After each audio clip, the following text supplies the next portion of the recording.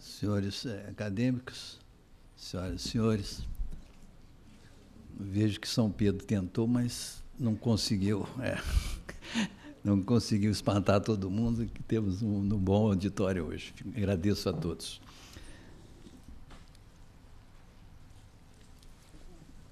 Hoje temos, então, a última conferência deste ciclo, Futuro do Presente Brasil Imaginado.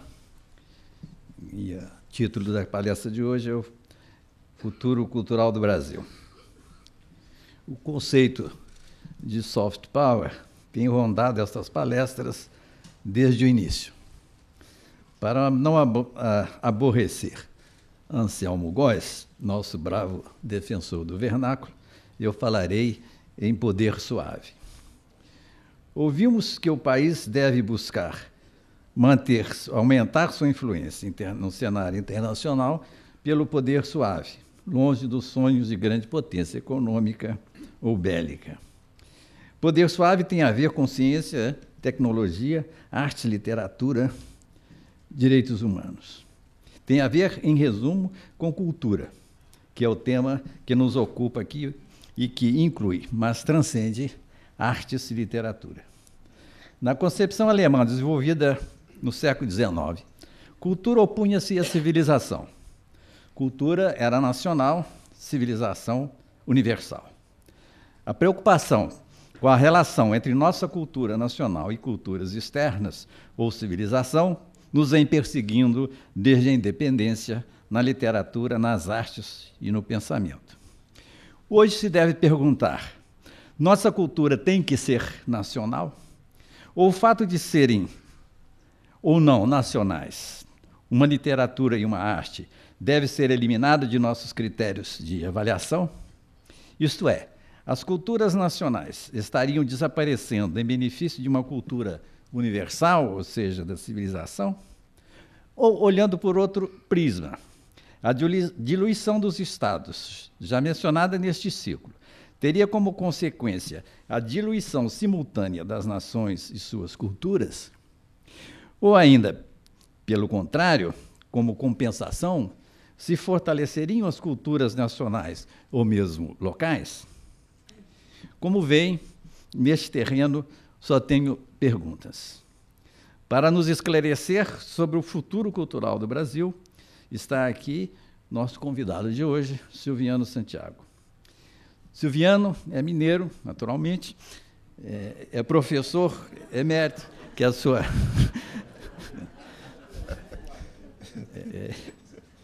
é a sua melhor qualidade.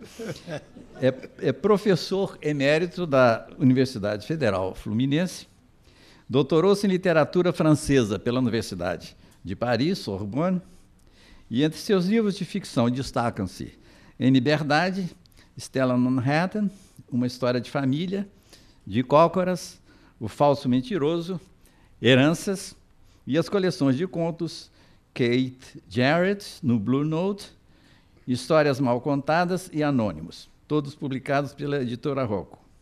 Recebeu 3 prêmios Jabuti nas categorias de romance e conto. A Rocco também republicou as coletâneas de ensaios, Uma Literatura nos Trópicos e Nas Malhas da Letra, e recentemente lançou As Raízes e o Labirinto da América Latina.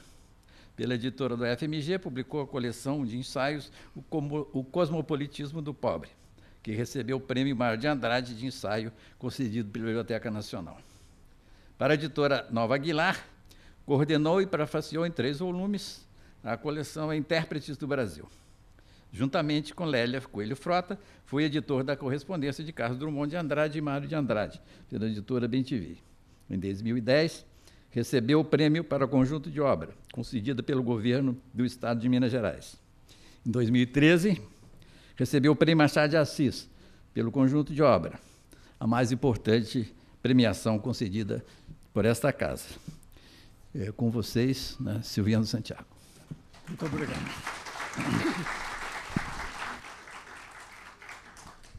Muito obrigado. Boa noite. Acadêmico e colega José Murilo de Carvalho, a quem agradeço este convite e também as palavras extremamente gentis da apresentação. Senhoras e senhores acadêmicos, senhoras e senhores, que tiveram a boa vontade e a gentileza de vir aqui até neste dia de vento e chuva, caras amigas e caros amigos. Acredita-se que a saudade seja sentimento individual e coletivo, genuinamente português. Seu significado foi esclarecido nas páginas do Leal Conselheiro, compilado pelo rei Dom Duarte em 1438. Recorde-se a definição clássica. Saudade é o sentimento que o exilado tem da pátria, o marinheiro tem pela pátria, o marinheiro pela família, os amantes um pelo outro, apenas separam-se. Ao interpretar de maneira inédita o poema Canção do Exílio, de Gonçalves Dias, o então jovem e futuro acadêmico José Guilherme Melchior assinalava que, na vigência do romantismo no Brasil, a saudade lusitana foi apropriada e revalorizada por nossos jovens quando no exílio europeu. A viagem a Portugal e a possibilidade de moderna e esclarecida educação universitária em Coimbra entusiasmam o acadêmico maranhense que, distanciado da família, dos concidadãos e da política com P minúsculo, para retomar Joaquim Nabuco, lhes lança um olhar crítico alternativo. A saudade se lhe afigura como força nacionalista de caráter melancólico, antagônico e prospectivo. É força que deseja intervir na governança do país e, como tal, se transforma em palavra profética a apontar para a inevitável prosperidade da nação e dos brasileiros após a independência. Ao redefinir a saudade da terra pela consanguinidade da emoção causada pela tristeza, que sobe aos olhos frente ao quadro brasileiro descortinado de Coimbra, com a convicção de que virão dias melhores e felizes para o país, que alimenta a imaginação artística, o poeta romântico empresta-lhe perspectiva, afirma Melchior, profundamente brasileira.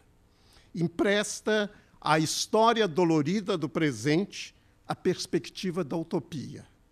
Empresta-lhe o vínculo político que exalta a liberdade humana pela reflexão e pela ação individual, pelo antagonismo destemido.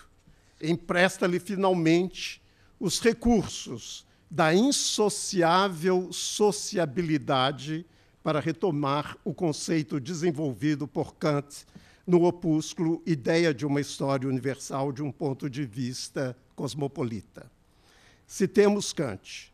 Entendo por antagonismo a insociável sociabilidade dos homens, ou seja, a tendência a participar de sociedade que está ligada a uma oposição geral que ameaça constantemente dissolver essa mesma sociedade. Já Norberto Bobbio lembra a importância do antagonismo. Ele, aspas, elevará a luta, a discórdia, a revolta, a concorrência, a discussão e o debate. Fecho aspas. Por gentil e honroso convite do acadêmico e amigo José Murilo de Carvalho, reabro na tarde de hoje, em cruel e delicado momento da nacionalidade, a discussão sobre o futuro da cultura. E levanto e retomo a definição de saudade, valor melancólico, antagônico e profético, oferecida por Gonçalves Dias em resposta à separação da terra-pátria, fato acontecido poucas décadas após nossa independência. Redefinição original da saudade lusitânia, que nos idos de 1960 seria interpretada pelo jovem José Guilherme Melchior no livro A Razão do Poema. Mas há que se aproximar com cuidado e carinho do novo significado e do inesperado poder político da palavra saudade. Há que tomá-la não só como separação sentimental da pátria, pouco importa se separação real ou metafórica, mas também e principalmente como fator de análise crítica da atualidade brasileira. A separação da terra natal é sentida como falta.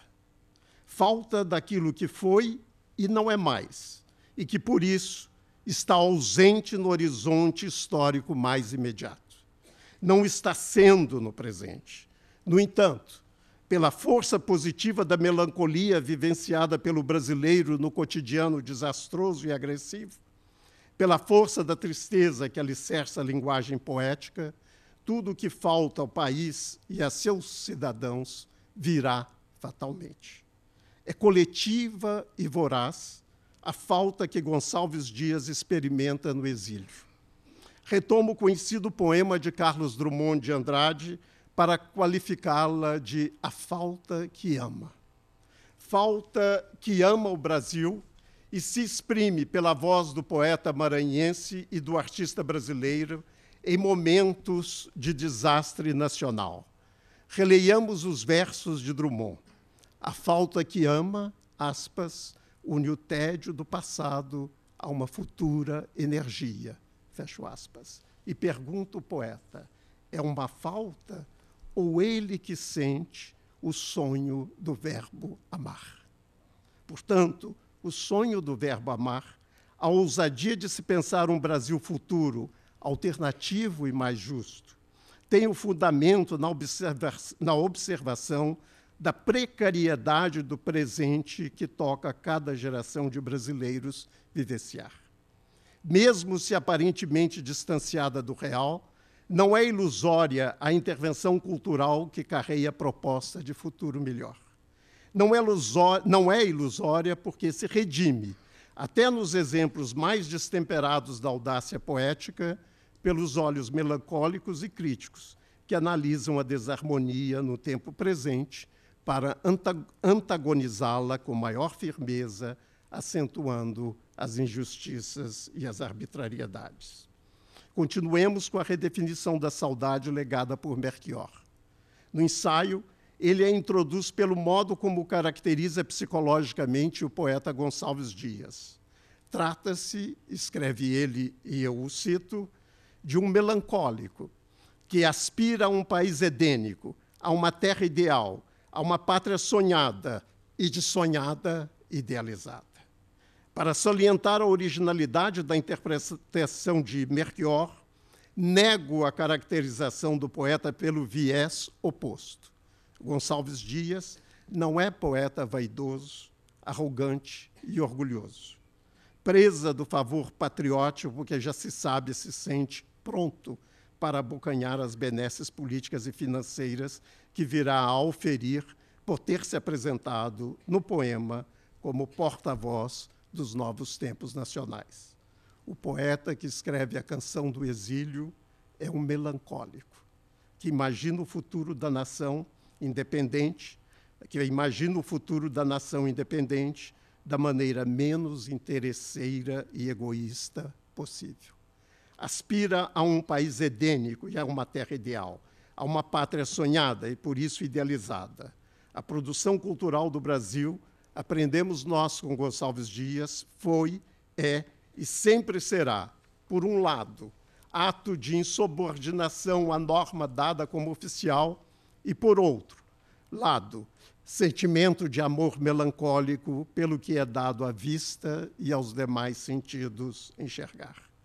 E o poeta melancólico pode alicerçar programa tão crítico auspicioso e generoso para a nação recém-independente do jugo português, porque a terra natal aparece no seu poema de maneira descontínua em relação ao que se oferece à mente como a inevitabilidade de uma história nacional construída pela mesquinhez e pela estreiteza de espírito e de visão.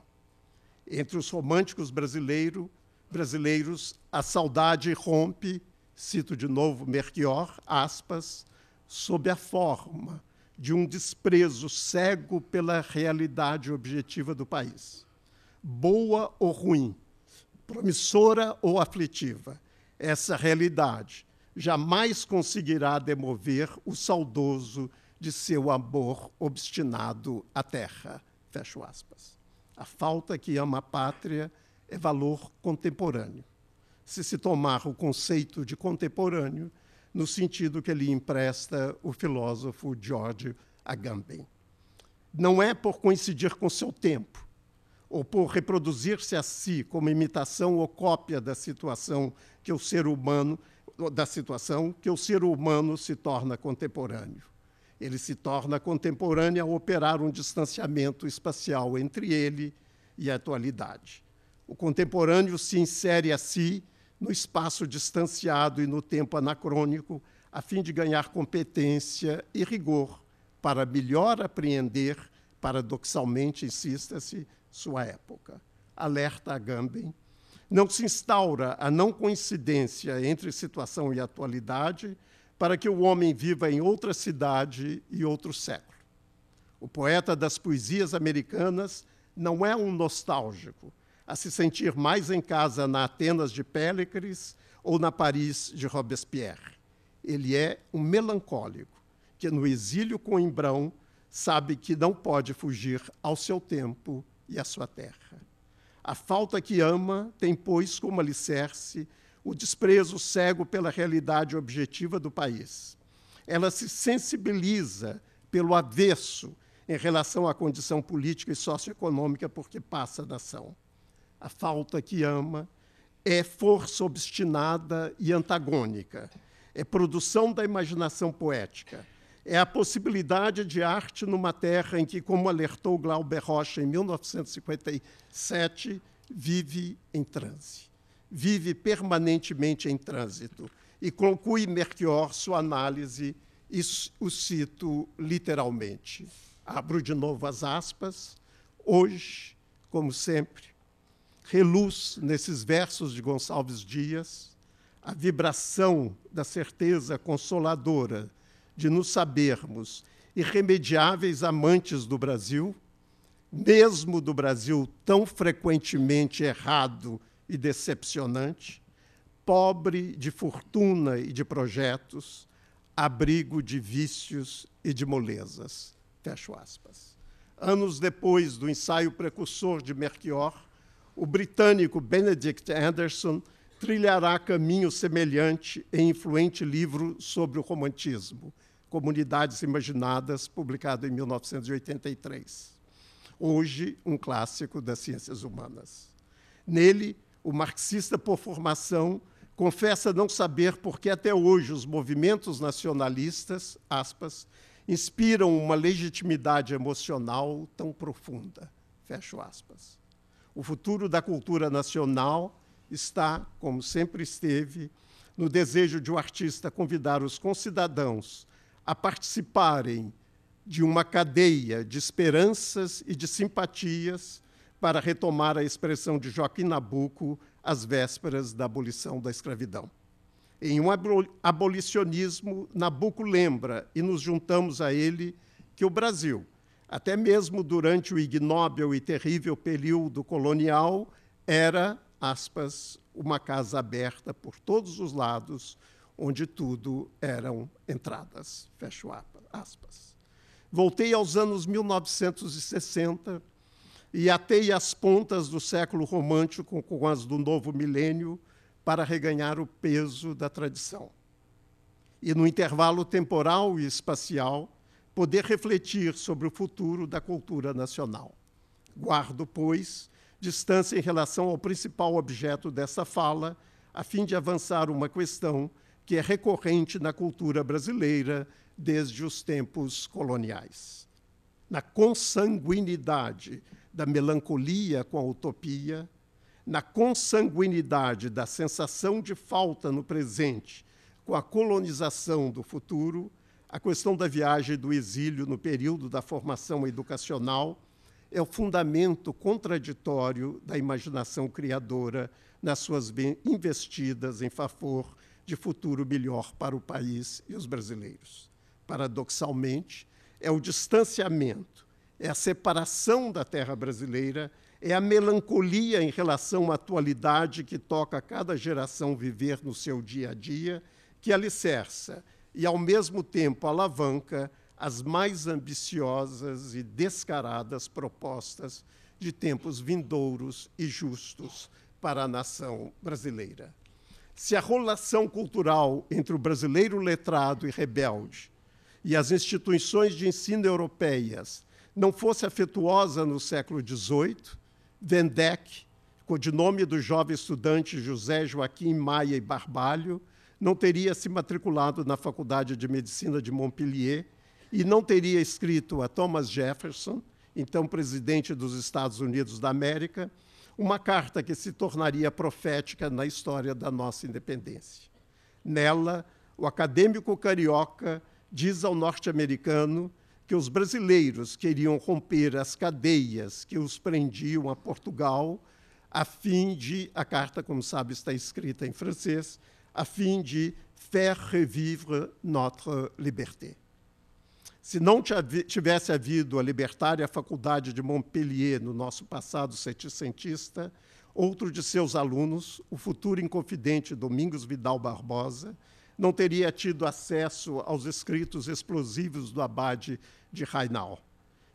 De volta à província do Ouro, Vidal Barbosa recita de cor trechos dos 4 densos volumes escritos pelo abade, que servirão de motor a impulsionar a luta futura dos companheiros. Comenta o historiador Kenneth Maxwell, e eu cito, a ampla descrição do Brasil feita por Rainal, seu depreciativo retrato de Portugal e a condenação da influência exercida pela Inglaterra econômica e politicamente, e o parecer de que os portos do Brasil deviam ser abertos ao comércio de todas as nações, contradiziam frontalmente a nova tendência política de Lisboa. A questão é ainda recorrente nos tempos modernistas, dominados pelo nacionalismo pragmático, de que exemplo, nos anos 1930, a transformação da caatinga nordestina, miserável e trágica, em sonho de felicidade para a família de Fabiano, graças ao manejo por Graciliano Ramos do inesperado futuro do pretérito. Leio em Vidas Secas e insisto no tempo verbal utópico adotado por Graciliano Ramos. A caatinga ressuscitaria. A semente do gado voltaria ao curral. Ele, Fabiano, seria o vaqueiro daquela fazenda morta. Os meninos gordos, vermelhos, brincariam no chiqueiro das cabras. Sinhá Vitória vestiria saias de ramagens vistosas. As vacas povoariam o curral e a caatinga ficaria toda verde. A realidade objetiva do país pode caminhar de maneira errada e decepcionante, pobre de fortuna e de projetos. Pode ser abrigo de vícios e de molezas, mas a condição quase vergonhosa não inibe, no escritor empenhado e no cidadão, a falta que ama. Não há como não ser visionário diante do quadro da brasilidade representada em Vidas Secas. Não há como não adotar o delírio da imaginação criativa como força propulsora do novo que não foi e não é e nunca será delimitado pelas amarras da contingência. Pela saudade, o Brasil está lá longe. Pelos voos da imaginação artística que o reescreve em letras e papel e o reinventa em tela e cores, está aqui, palpitante, bem próximo. entregue às mãos do artista, a nação será bem mais bem direcionada, ainda que da perspectiva do futuro. Que nos ouçam os economistas de plantão. A voz da audácia, do destempero e da crença absoluta no futuro, enraizada nas asperezas da melancolia, é a voz da invenção, que, por ser muitas vezes avessa à verdade histórica ou aos pressupostos lógicos da ciência, tem seu reino na juventude de Gonçalves Dias ou na mocidade independente, para retomar título do poema de Ana Cristina César, de onde extraio estas poucas linhas. Cito: pela primeira vez infringi a regra de ouro e voei para cima sem medir mais as consequências. Por que recusamos ser proféticas? É agora, nesta contramão. Pelo entusiasmo juvenil, vivemos e escrevemos na contramão.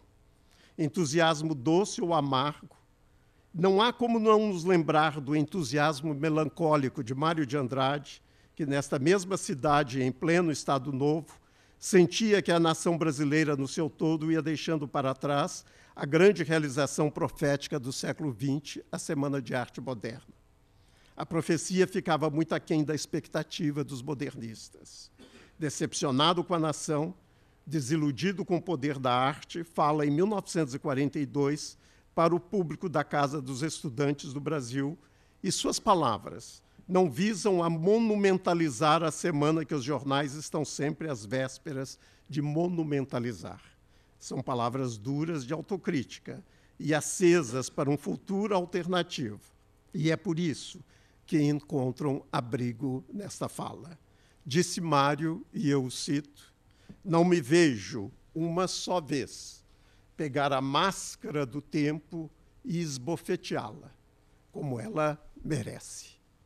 Quando muito, fiz de longe umas caretas. São outras caretas, minhas agora, que anuncio quando esta fala ganha o contorno de corpo humano e solitário, que, tomado pelos muitíssimos anos vividos, descobre outra forma de descontinuidade, de polos tão antagônicos quanto os liberados pela melancolia da saudade. A descontinuidade é também um modo irreparável como as sucessivas gerações se sucedem no tempo cronológico. Essa outra separação, a descontinuidade entre a nossa geração e a seguinte, vive entre a força do envelhecimento, que, ao negar a morte, reafirma a vida no estertor, e a força da juventude, que, ao não ter medo da morte, afirma a vida na sua pujança entusiasmada. Será que conheço meu semelhante jovem, autêntico artífice do nosso futuro cultural? Estrategicamente, situo-me entre a velha e a nova geração, entre o estertor e o entusiasmo, para retomar a questão recorrente da melancolia e da utopia e abrir novo espaço de debate. Nele, pensaremos o futuro cultural do Brasil no novo milênio. E talvez descubramos que o ponto de estrangulamento que une e ao mesmo distancia a velha geração da jovem reside no fato de que, no Brasil, estamos tendo, desde os anos 1980 e 1990, uma concepção bem diferente de formação. Eu uso a palavra formação no sentido educacional do termo, no sentido da palavra germânica Bildung. Se há diferença na formação educacional da velha e da nova geração, há diferença no modo como uma e a outra concebem o saber, sua aquisição e sua prática cotidiana e política. Fiquemos com esse tópico por hoje, valendo-nos do ensaio seminal de Jean-François Lyotard, A Condição Pós-Moderna. Duas figuras estão em jogo: a do adulto que mais sabe e a do jovem que sabe menos, a do professor e a do aluno, a figura daquele que ensina e a figura daquele que aprende. também estão em jogo, paralelamente, duas formas de aquisição do saber. O aluno pode adquiri-lo e dele ser mestre pela sua interiorização gradativa e espinhosa, graças aos sucessivos anos de estudo e às lições explicadas pelo professor em aula. Ou pode adquirir, modernamente, o saber pela forma de sua exteriorização, que é proporcionada como reserva, como estoque, a todo e qualquer consulente sob as bandeiras institucionais mais variadas, como bibliotecas, museus, acervos, laboratórios de pesquisas, programas na internet atualizados quase que diariamente, etc. No antigo processo de interiorização do saber, o cidadão ganhava direito à palavra subjetiva depois de se entregar, desde a mais tenra idade, a um lento e progressivo processo de assimilação do saber, tanto de um saber universal e multidisciplinar básico, quanto de um saber disciplinar e superior que lhe fornecia o passaporte seguro para a sua profissionalização na sociedade liberal. No antigo processo de aquisição, a escola e os professores eram donos de uma informação completa do saber e, por isso, eram os principais responsáveis pela educação junto às novas gerações, que, por definição, teriam informação insuficiente. O desnível justificava a autoridade dos professores e a obediência dos alunos. No novo milênio, com a proliferação de magníficas bibliotecas públicas e universitárias, com a diversidade infinita de laboratórios e de grupos de pesquisa, com a multiplicação de museus cada vez mais especializados, com o surgimento dos mais variados tipos de arquivos públicos, com o trabalho coletivo em torno de memória científica específica e com a consequente informatização de todas essas instituições e também do conhecimento universal, o saber passa mais e mais a viver a condição de uma explosiva exteriorização.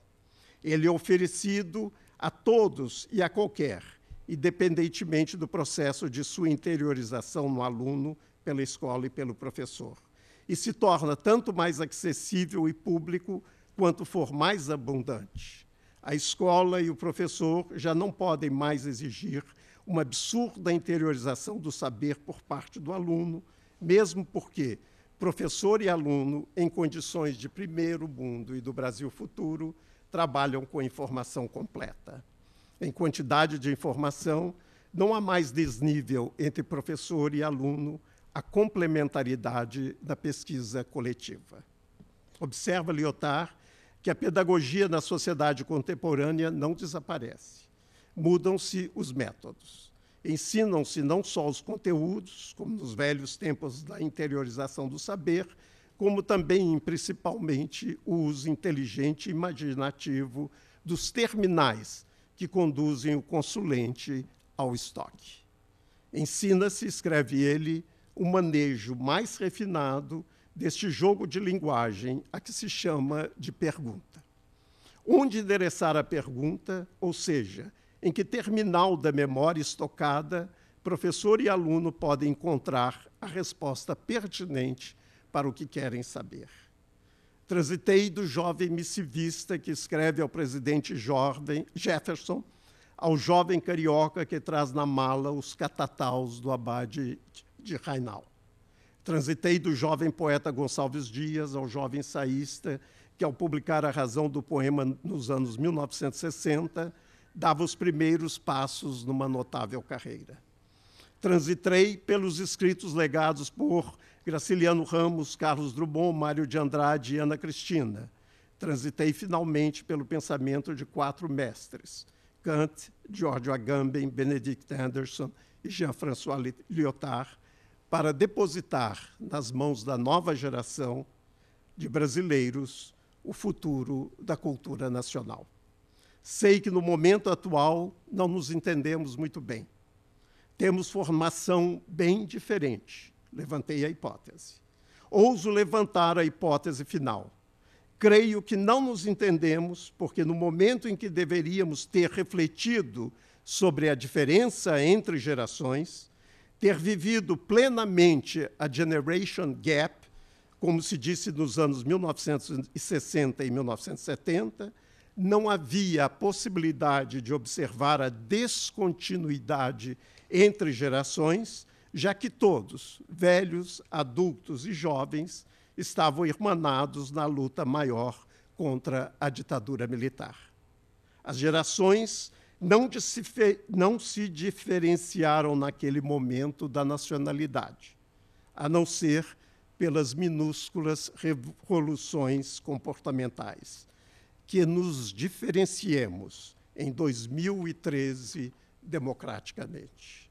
Sólida nação, sólidas as instituições governamentais e financeiras, talvez tenha chegado o momento de se pensar o futuro cultural dos cidadãos em termos de diferença entre gerações e pelo consequente antagonismo entre as partes e pelo desejado diálogo. Pensá-lo em termos da insociável sociabilidade de que fala Kant. Não nos tornemos, cada macaco no seu galho, cegos, surdos e mudos. Já se falou aqui que os aparelhos eletrônicos destroem o sentido da amplificação da família. Permito-me discordar. Temos hoje uma amplificação da família que não passa necessariamente pelos laços de sangue, pois aprendemos como é perigoso o manejo da corrente do sangue, vale dizer, do nepotismo pelos poderosos. Passa certamente pela explosiva exteriorização do saber, pelo computador e os muitos aplicativos eletrônicos, pelas redes sociais e pela cumplicidade no apego e na difusão de ideais democráticos. Termino pedindo permissão às senhoras e aos senhores para convidar velhos, adultos e jovens a participar de uma cadeia de esperanças e de simpatias, à semelhança de Joaquim Nabuco às vésperas da abolição da escravidão. Muito obrigado.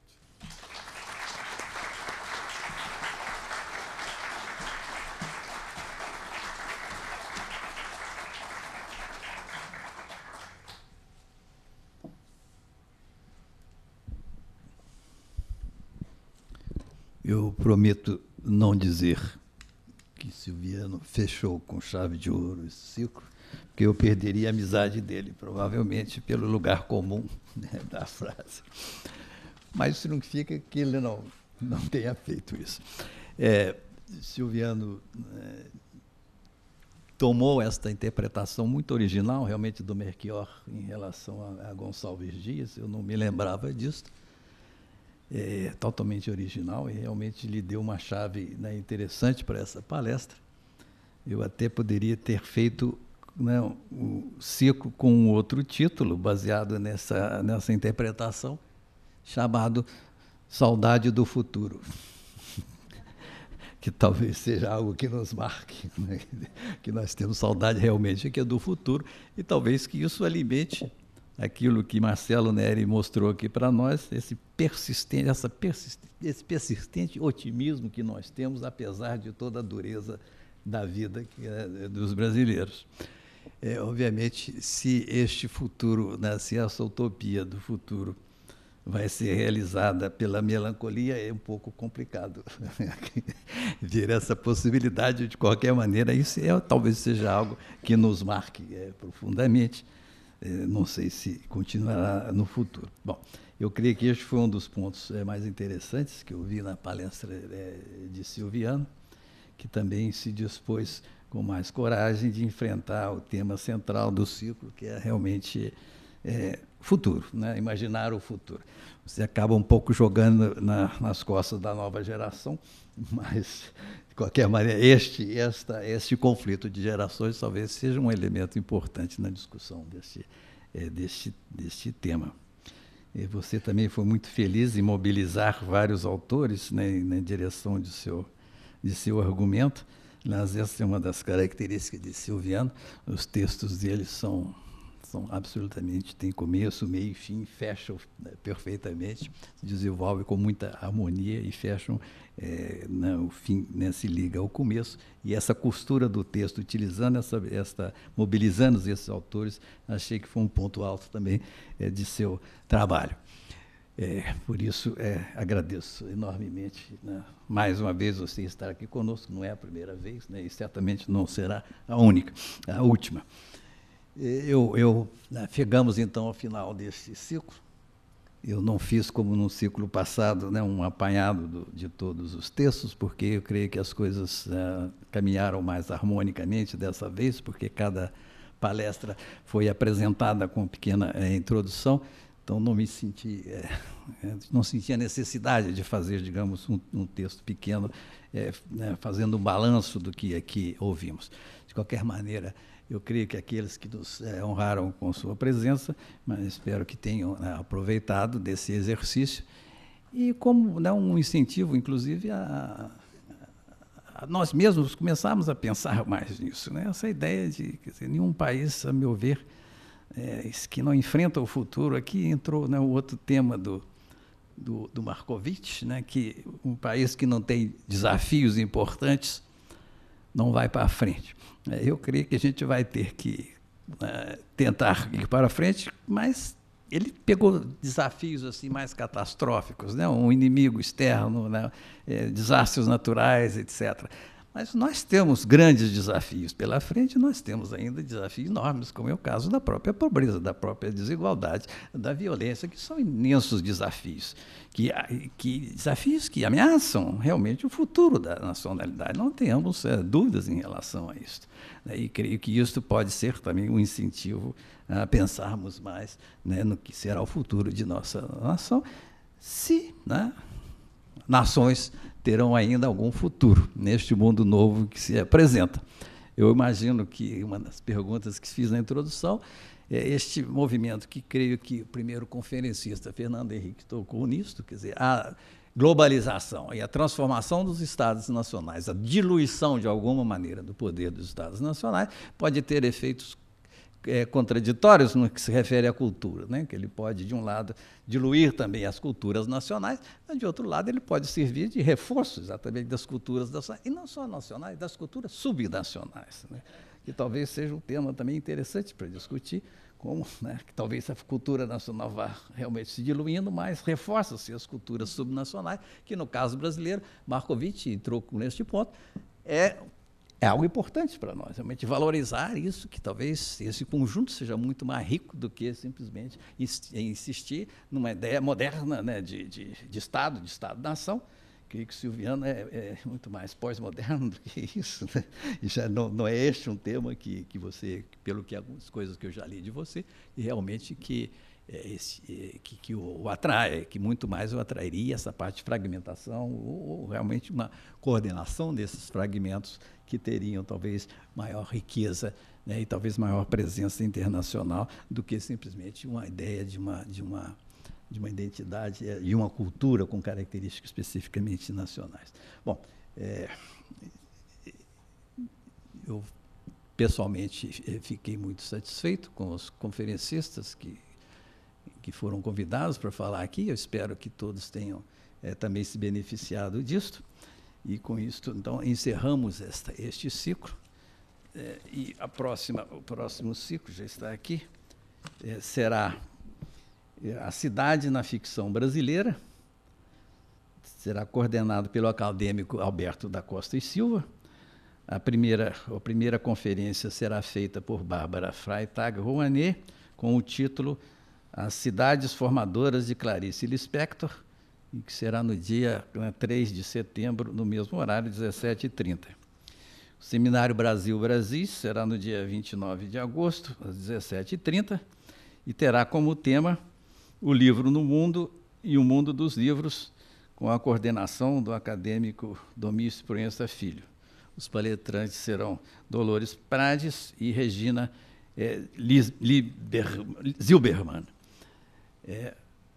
Agradeço mais uma vez a todos pela presença. Está encerrada esta sessão. Muito obrigado.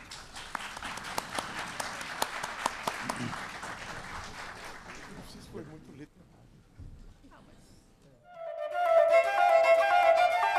Música